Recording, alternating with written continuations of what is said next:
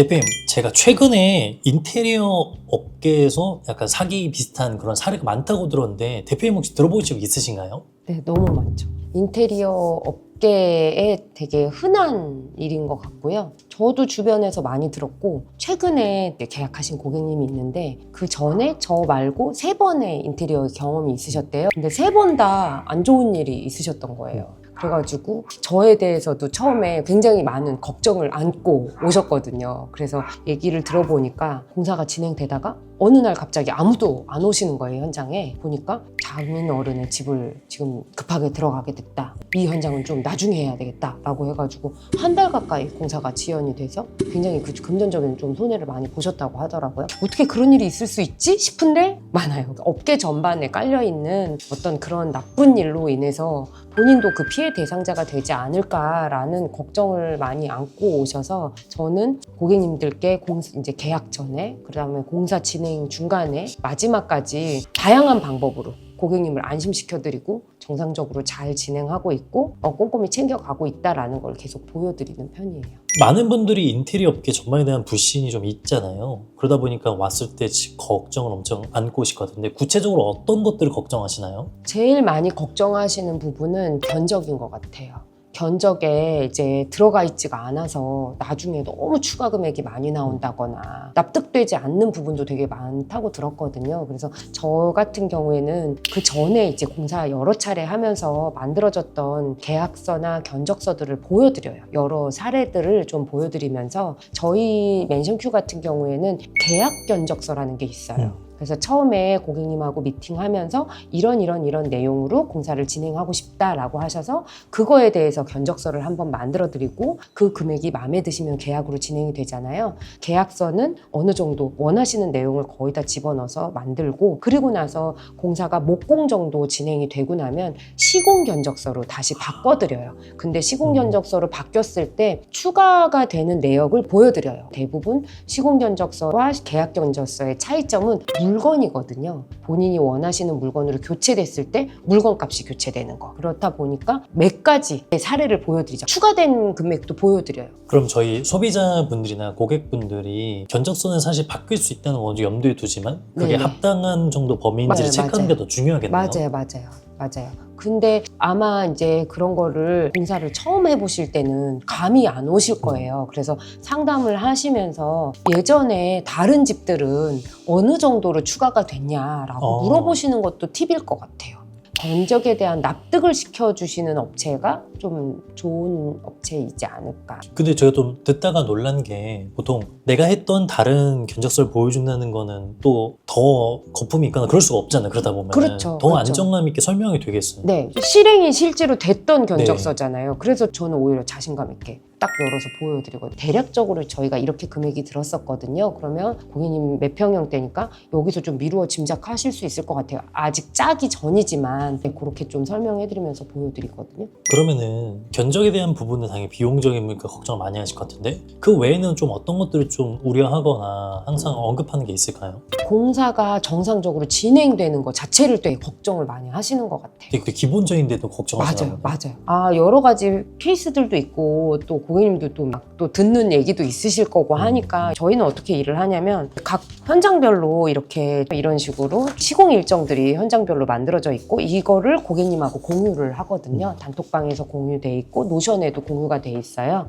근데 여기서 제가 항상 말씀드리는 거는 착공일과 준공일은 절대 변하지 않는다. 그래야지 고객님들도 이사 날짜를 정하실 수 있잖아요. 그래서 절대 변하지 않는다. 하지만 공사를 진행하다 보면 특히 뒷부분에 들어가는 자잘자잘한 공정들이 있거든요. 요거는 유동적으로 움직일 수 있다. 거기에 플러스 저는 항상 이제 고객님 단톡, 저 지금 소통하고 있는 단톡방 보여드리면서 매일매일 이렇게 알려드리고 어떻게 진행했는지 보고 드리고 사진으로 또 보여드리고 고객님이 의뢰하신 대로 잘 만들고 있습니다를 계속 매일매일 입증을 시켜드리고 보여드리는 거, 안심시켜드리는 거 되게 좀 1번이라고 생각을 하거든요. 전 방금 들으면서 되게 놀란 게 착공일과 준공일이 변하지 않는다가 되게 안심시켜 드릴 것 같아요. 왜냐면 내가 네네네. 언제 시작하고 마지막에 내 입주날은 이때니까 어쨌든 나 어딘가 살아야 되니까 이것만 해도 굉장히 안심이 될 것 같아요. 그리고 공정이 만약에 이제 사정에 따라서 업체 사정과 뭐 아니면 저희의 사정 아니면은 여러 가지 또 고객님의 요구에 따라서 공정이 바뀌기도 하고 이렇거든요. 그러면 그거는 항상 이제 업데이트 다시 해드려서 계속 공정 이 표를 다시 짜가지고 다시 캡처를 해서 올려드리고 요즘은 노션에다가 계속 업데이트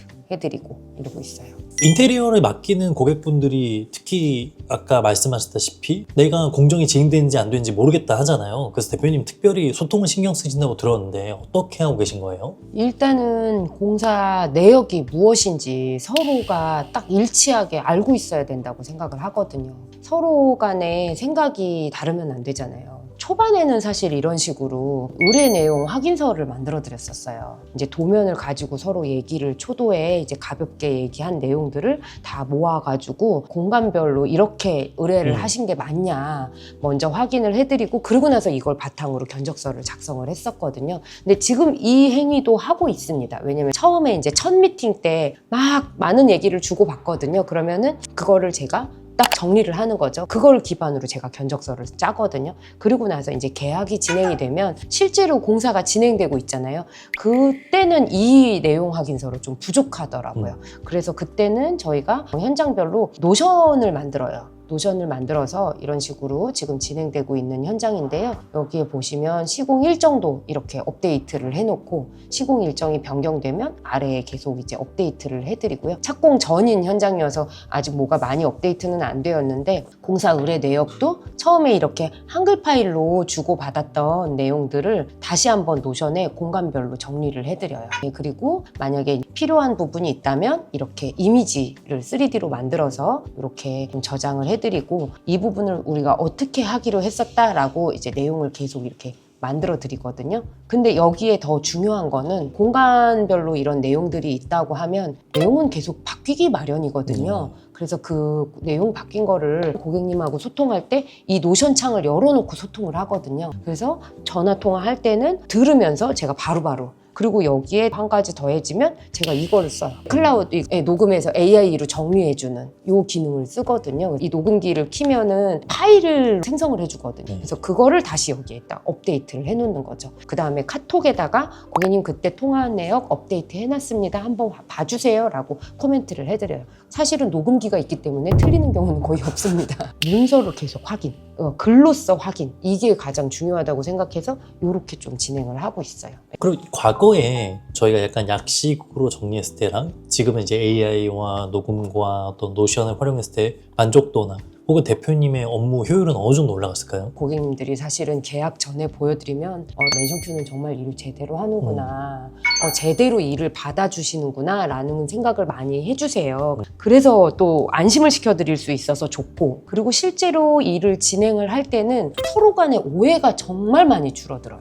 녹음이라든지 노션이라든지 계속 거듭해서 확인하는 과정들을 거치다 보니까 그런 실수가 정말 많이 줄어들었고, 공사가 완료되기 전에 준비한 것들이 공사가 끝나서 보면 그대로 실행됐다 라는 느낌을 저도 받고 고객님도 받고, 그렇다 보니까 정직하게 일해 주시는구나, 그리고 또 정확하게 일해 주시는구나, 그걸 많이 느껴주시는 것 같아요. 근데 사실 또 그렇잖아요. 이렇게 정리하려면은 사실 에너지가 많이 들잖아요. 맞아요. 아무리 최고의 툴을 가지고 한다고 해도 네. 개인적으로는 계속 리소스가 투자되는 건데 이렇게까지 해야겠다고 결심하신 이유는 뭐예요? 사실은 저도 한 달이면 뭐 여러 현장을 관리하고 감독하고 있기 때문에 좀 제 머리에 한계를 많이 느꼈어요.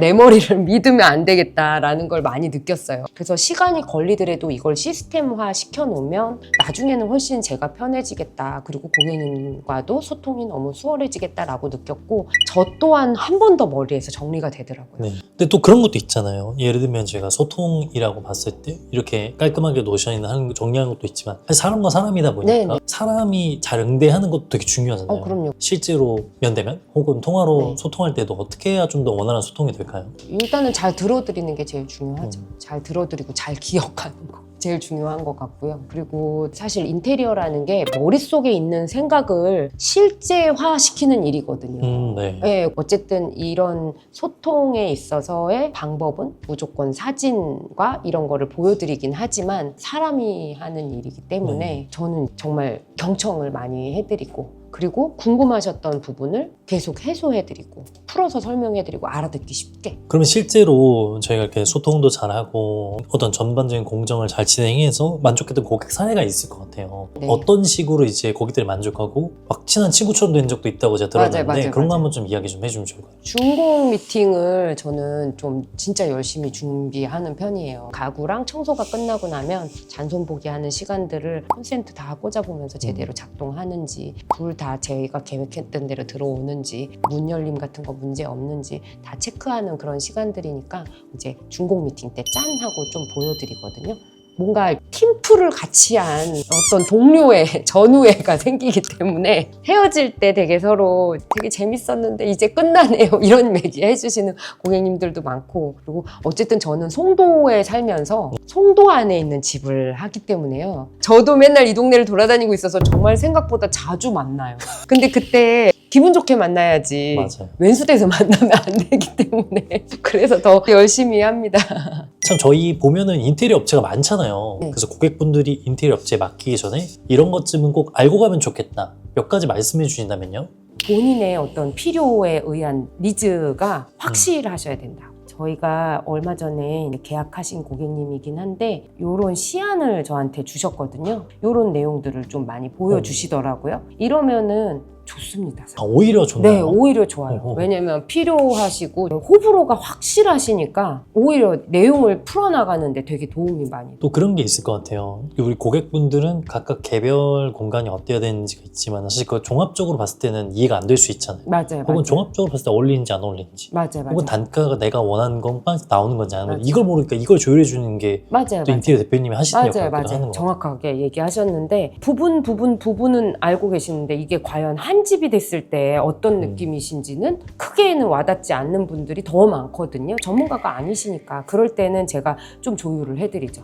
고객님 원하시는 느낌이 이런 느낌인 것 같은데 이건 좀 튑니다. 얘는 어울리지가 않아요. 얘는 다른 방향으로 가셔야 전체적으로 집이 조화로울 것 같아요 라고 가이드를 좀 이끌어 드리죠. 이제 인테리어라는 어떤 결과물이 나올 데까지 항상 같은 방법만 있는 건 아니거든요. 여러 가지 방법이 있으니까 이 중에 좀 적합한 방법을 찾아드리는 게 저희 인테리어 하는 사람들의 일이 아닐까. 또 제가 듣기로 대표님이 가진 강점 중에 하나가 고객이 가지고 있는 한정된 예산 속에서 최대한 맞춰서 이렇게 만족도를 드리는 거라 들었어요. 네네. 그래서 그런 이야기도 한번 좀 들려주시면 좋을 것 같아요. 근데 사실은 솔직히 말씀드리면 견적이라는 거는 한 1, 200, 300 뭐 요 정도는 줄일 수 있거든요. 근데 500 이상 넘어가면요 뭐를 안 하셔야 돼요. 근데 어떤 업체를 만났는데 갑자기 훅 500을 깎아주세요. 그러면 이상한 업체예요. 이 단가가 변하진 않거든요. 업체마다 단가라는 건 정해져 있단 말이에요. 적정값의 자재를 쓰시면서 이 공사를 진행하고자 하실 때는 요소를 좀 덜어내야 된다. 근데 그거를 같이 고민해 주시는 업체가 좋은 업체가 아닐까. 그럼 이제 마지막으로 아마 영상 이제 보시고 네네. 대표님과 한번 일을 해보고 싶다, 혹은 어떤 식으로 일하는지 궁금하다 이런 분이 네네. 있을 것 같아요. 네네. 전체적으로 계약부터 마감까지 어떻게 진행되는지 한번 설명해 주시면 좋을 것 같아요. 처음에 저희 매장에 상담을 오시면 저는 이제 도면을 프린트를 해서 그 도면에다가 그림을 그려가면서 그 미팅을 기반으로 해서 제가 아까 보여드렸던 이런 의뢰 내용 확인서를 씁니다. 그걸 기반으로 제가 견적을 짜요. 그렇게 해가지고 계약이 진행이 되면 저는 이제 바로 단톡방이 열려요. 단톡방이 열리고 아까 보여드렸던 노션이 열립니다. 노션이 이렇게 공사 전반에 대해서 정리해 놓은 노션이 열리고 이 부분에 대해서 서로 공사 직전까지 착공 전까지 좀 더 디테일하게 잡아가면서 소통이 완료가 되면 이제 착공 딱 시작되면 저희가 준비한 대로 진행이 되고 준비한 대로 진행이 되고 있습니다. 계속 보고 드리고. 그리고 준공이 돼서 고객님 저희 원래 3D 그리면서 이렇게 준비했었는데 이렇게 완성이 됐어요. 그러면은 그대로 나왔으니까요. 다들 너무 좋아해 주시죠. 이제 인테리어를 준비하시는 분들에게 말씀드리고 싶은 거는 정말 나쁜 업체도 많지만요. 좋은 업체도 많아요. 사실은. 옥석을 잘 가려내셔야 될 것 같은데 저는 일단 첫 번째는 그래도 매장이 있어야 된다고 보고요. 정말 크고 화려하고 좋고 나쁘고 이런 걸 떠나서 그래도 일하는 공간을 공개할 수 있는 업체가 맞지 않나라는 생각이 들고, 그 다음에 두 번째는 견적에 대해서 자신감 있게 왜 이 금액이 나왔는지에 대해서 설명할 수 있는 업체여야 되지 않나. 그리고 뭐 자재비와 노무비가 정확하게 분리되어 있고 자재가 어떤 자재가 쓰이는지 표기가 다 돼 있고, 그러면 나중에 견적이 추가가 되든 감소가 되든 서로의 어떤 기준이 있기 때문에 확실하게 왔다 갔다 할 수 있거든요. 그리고 지난 그 공정에 대한 레퍼런스, 그것도 되게 중요한 것 같아요. 그리고 또 얼마나 많이 얘기를 들어주시고 경청해 주시는지, 그런 부분도 되게 중요할 것 같고요. 되게 여러 요소들이 합쳐져서 인테리어가 되는 거라서 사실 업체 선정이 되게 어려우실 것 같아요. 제가 생각해도. 네. 인테리어는 한번 해놓고 나면 쭉 가잖아요. 일단 몇 년 살아야 되잖아요. 그러니까 되게 신중한 선택을 하셔야 되는데, 제가 말씀드린 뭐 그런 것들을 좀 보시면 좋은 업체를 선택하실 수 있지 않을까 싶습니다.